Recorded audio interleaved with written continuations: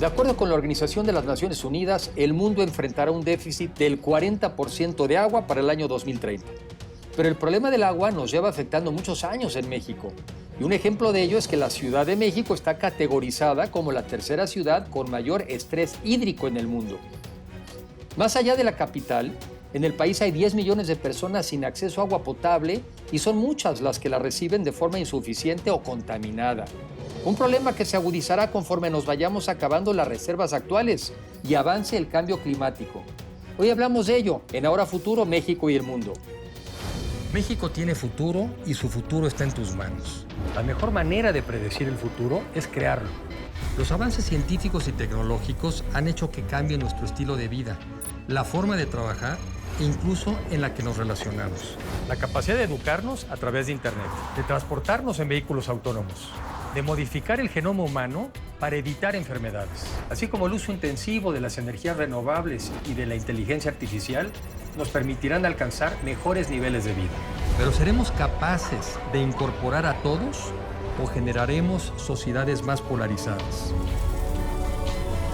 De esto se trata Ahora Futuro, México y el Mundo.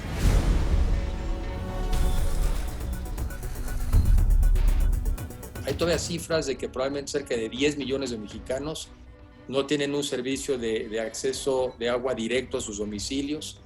En la Ciudad de México se sabe que hay muchas áreas, particularmente en la delegación Iztapalapa, donde durante ciertas temporadas del año se quedan sin agua y tienen que estar utilizando el tema de las pipas, lo cual además lo hace mucho más caro. 70% del agua en la Ciudad de México se extrae del subsuelo, 30% viene de cada vez ríos más lejanos. Hay alrededor de 10 millones de personas en el país que no tienen servicio de agua en su casa, y en la Ciudad de México es una situación un poco más compleja y paradójica, pero tenemos también una gran población que tiene, si bien sí tienen algún tipo de servicio de agua en su casa, tienen una situación muy precaria, porque a falta de agua todo lo demás se vuelve un problema, ¿no? No puedes aspirar a tener una buena situación de salud, no puedes aspirar ni siquiera a tener como un crecimiento económico, por no decir el bienestar básico de la gente cuando no tienen agua. Y mucho del trabajo que hemos hecho gira en torno a la cosecha del agua de lluvia, porque coincide en muchas partes de México que la gente no tiene agua o tiene un muy mal servicio de agua, pero sin embargo cae una gran cantidad de agua del cielo, y este es un agua que es fácilmente aprovechable, y consideramos que es como un recurso que está ahí directamente a nuestra mano, que actualmente estamos desperdiciando.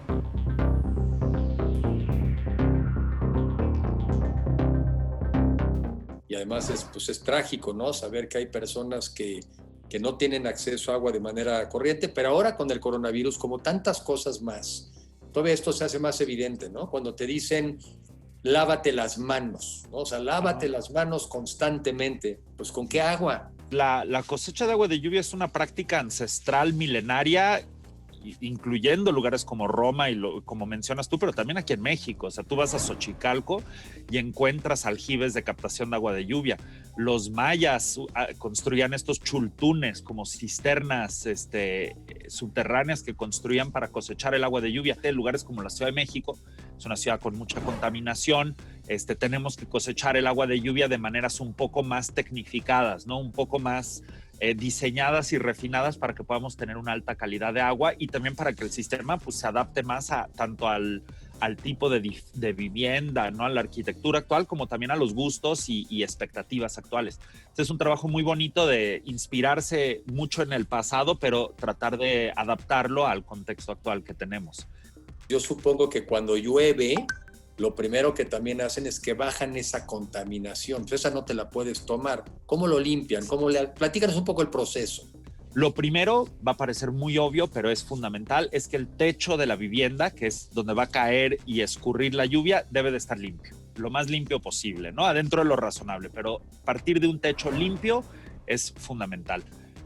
Lo siguiente que hemos encontrado que es esencial y toca en lo que mencionas es que cada vez que cae un aguacero,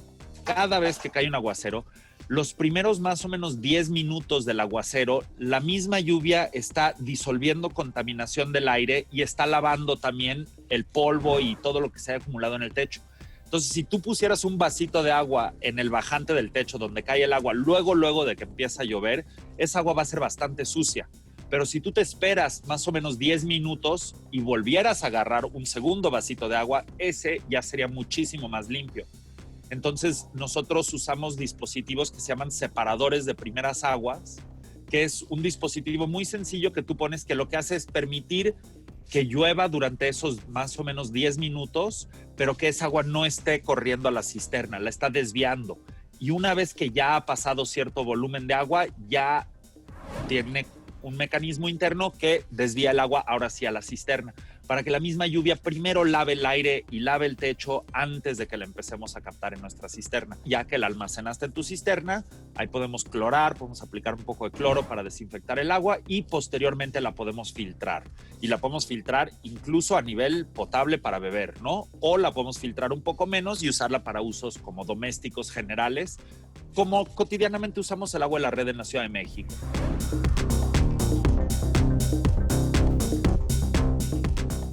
En nuestro país las lluvias se concentran por temporadas, llueve muchísimo y luego deja de llover. Y entonces un poco la reflexión es, pues ¿para cuánto te alcanza? Muchas veces lo que nosotros planteamos como lo mejor es que simplemente captemos agua de lluvia y la usemos durante temporada de lluvias. Porque incluso con un tanque chiquito, tú puedes ser autónomo en agua en la Ciudad de México durante 5 o 6 meses. Porque tan pronto sacas agua, se vuelve a llenar, o sea, se está constantemente llenando el tanque.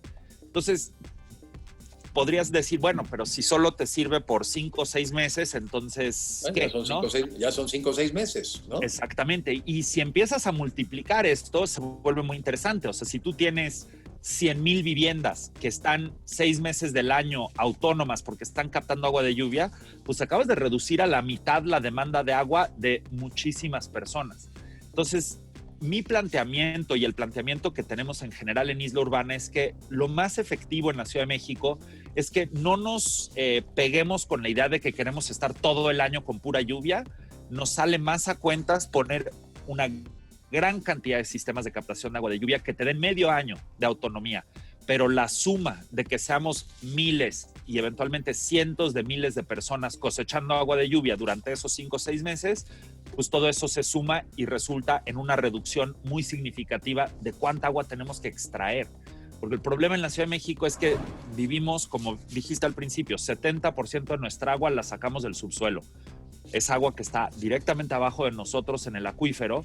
El problema es que sacamos una cantidad impensable de agua. Sacamos agua todos los días como para llenar el Estadio Azteca 2 a 3 veces al día en la Ciudad de México.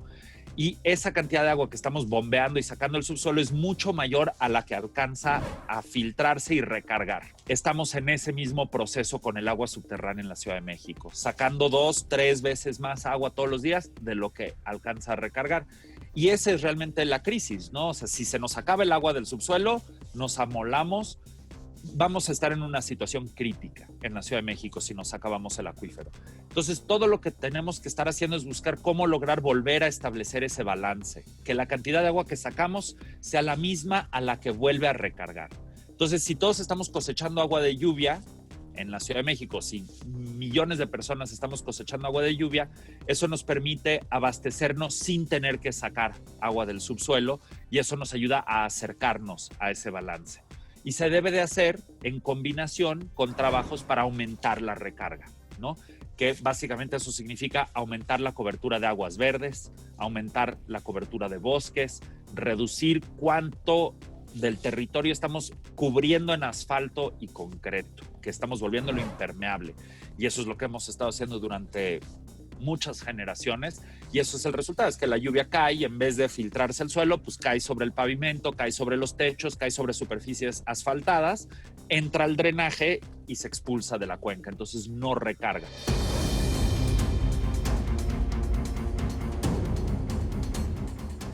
Oye, Enrique, ¿y es caro? Los sistemas que nosotros ponemos, casi todos terminan costando más o menos entre los 15 y los 20 mil pesos ya instalados, ¿no? Aunque pueden ser más caros o en algunos casos pueden ser más baratos, ¿no? Pero todo depende un poco del tipo de sistema que ponemos y más o menos qué tenemos, ¿no? Qué tan complicado está conectar el techo de la casa. Si ya tienes cisterna o si ya tienes algún tinaco que puedas conectar, pues ahí vas a ahorrar mucho, porque puedes aprovechar esa misma cisterna y captar ahí. Y en cuanto a la amortización de ese costo, o sea, cuál es tu retorno de inversión, eso sí es un poco más difícil porque es muy variable lo que la gente paga por agua en la Ciudad de México. En la Ciudad de México tenemos gente, o sea, hay gente que tiene una cuota fija, a veces muy baja, y pues lo que sea que les llegue de agua, en algunas colonias les llega mucha agua, en algunas colonias les llega muy poquitas, pero pagan eso y pagan muy poquito.